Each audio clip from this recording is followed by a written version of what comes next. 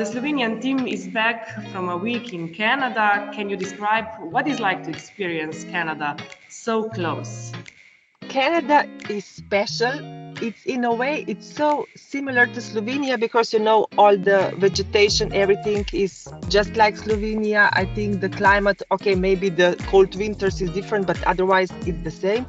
But on the other hand, it's so far away. When you are there, you can tell that it's a young country in a way because, when we went to Toronto, everything was so, all the skyscrapers, all the architecture, everything was so big, so high. And the old things we didn't see a lot. So really very young country, very vibrant, and a lot of foreign peoples. And when we were talking to them, everybody felt really welcomed. And I was impressed about that. In Europe, we don't embrace foreigners so good as they do in Canada. I think we could learn a lot from them. Well, you visited few colleges and you Yeah. have seen many examples of good practice. Can you tell us which one impressed you the most?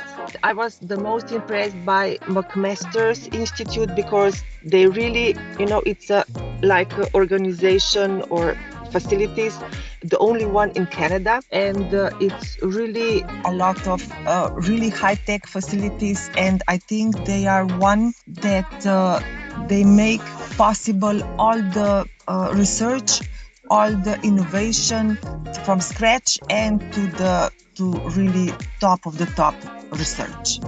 But how does the integration of business and education work in Canada? Yes, that was something that I was also impressed because the cooperation between companies and school is, from my point of view, perfect because they really communicate very good and the school system is very adaptable. So all the ideas, all the new technologies, everything is really quickly put into the curricula and their work. And I was really impressed by the thing that they call it co-op.